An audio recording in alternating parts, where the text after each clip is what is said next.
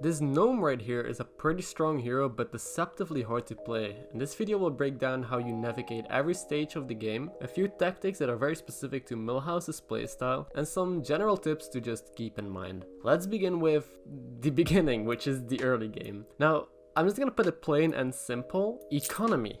It's the hardest thing about Milhouse and also the most important thing to master, especially in the early turns. Optimize the way you spend your gold. Units only cost 2 and so does rolling. So basically this means you never want to roll early game, but try to buy as much as possible. Always map out your next turn and try to not float any gold. All you have to do is remember this one rule: what can I do with my gold this turn, next turn, and how do I buy the most number of units? Because of Milhouse's hero power, units like tokens, gamblers, elementals, and anomalies are really good to pick up. Pairs are also very cheap, so you could even consider holding a bad pair in hand so you avoid getting too board locked. If you want to know what my typical leveling pattern is, you can stick around for the example game that's coming up in a bit. Then we arrive in the mid game, which is almost always different because of how flexible you can be. It's possible to sell your entire board and just refill it with new units, basically doing a simple one turn transition.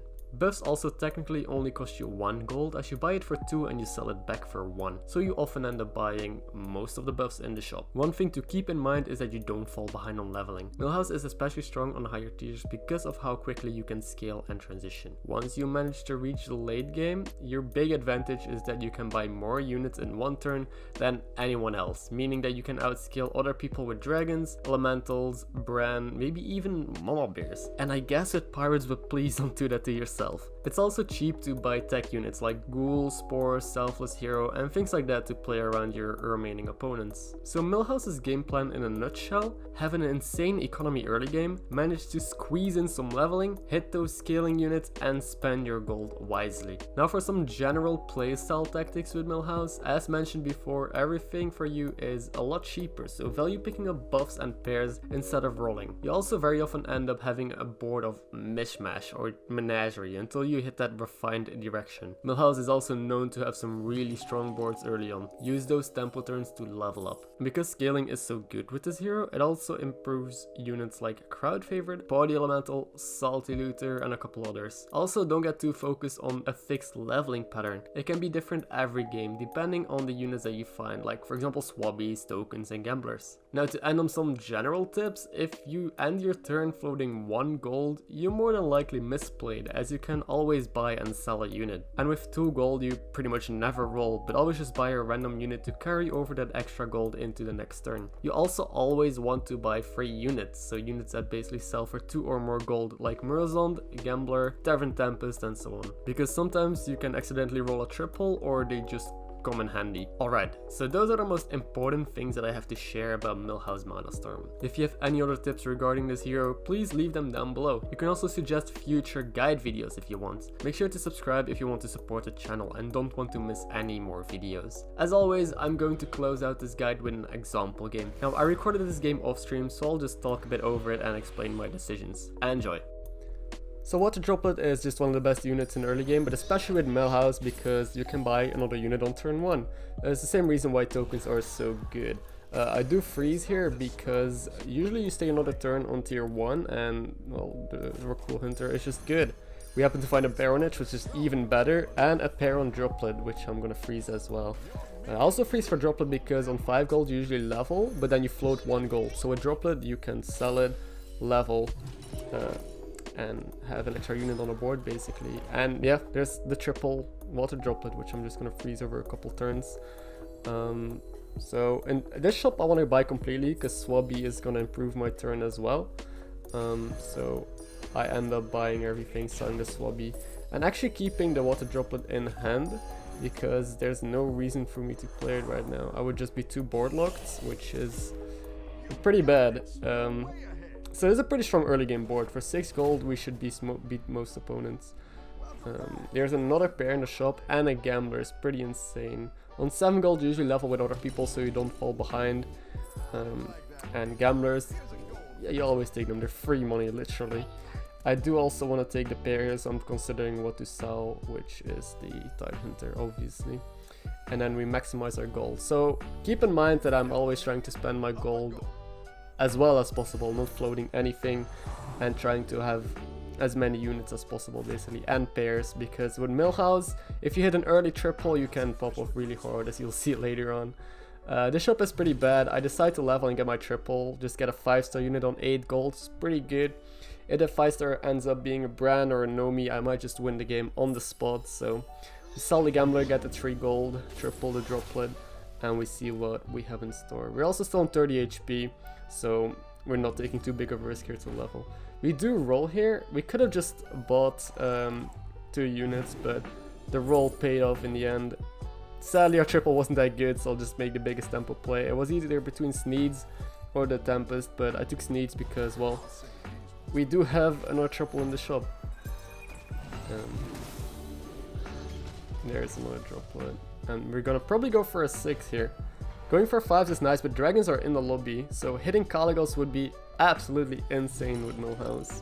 So we do go for the Calig here, give up on the Murloc pair, but we're on tier 5, we don't really need triples anymore.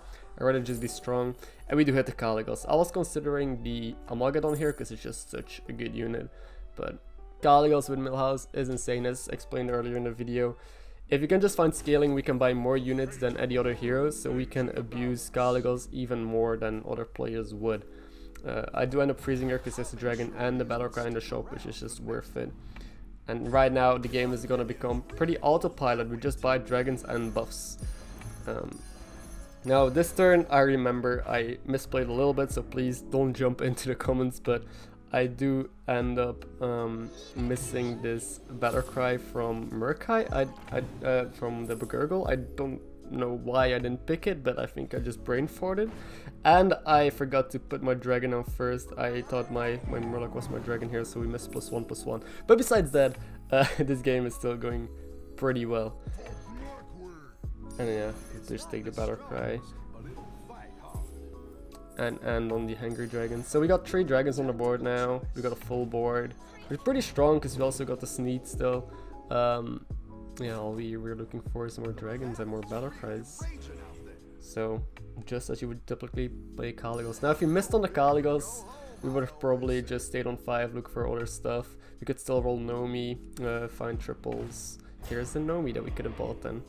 But yeah, as you know, with Caligos, it's just about spamming Battlecries now. I need more dragons, so I'm actually considering the Whelp here. Because it's gonna be huge in a couple turns already, so I better just pick it already.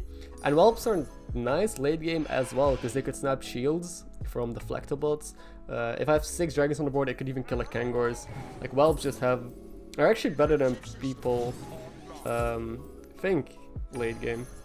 They could end up achieving a lot. I just unfroze here because I don't want that in my shop next turn. And we're on top of the lobby, as you can notice. Even though we power leveled really hard, we're on top of the lobby because we were able to triple with our levels. And we just got such great economy. Now, I'm including this battle. I've been skipping most battles because they're not that important. Because this guy has Bran, Lil Rag, 4 Reaper, Genie. And we still managed to beat him. Just barely, but that's how strong we are compared to other people. Just because we got such an early Caligos or early scaling. So it's just all about hitting that early scaling. And if you get that, you just win. And if you don't, you can still stabilize easily. Because that task was really strong. So we're just gonna keep on spamming Battlecries. I didn't include most fights, like I said earlier, because early game is just, well, pretty boring. Everyone just picks random units and levels up. But the late game fights might be interesting. Now I have a full board of dragons, finally, 6 dragons. 2 pairs as well on Hungary. I mean on the Herald and on Whelp. So that way we can find Nadina or maybe second Caligos or useful stuff like Max now. And we end up killing yet another guy. We're knocking everyone home because, well, our board is just so huge. Finally top 4. Now, we could consider leveling here. We're on tier 5. Dragons want to go to tier 6, but the fact that I was a little bit scared of Daryl made me want to stay and just get big, because I still had like the very weak Whelp in the end, so I didn't want to play too greedy, even though we're on 30 HP, and I wanted to just kill this Daryl.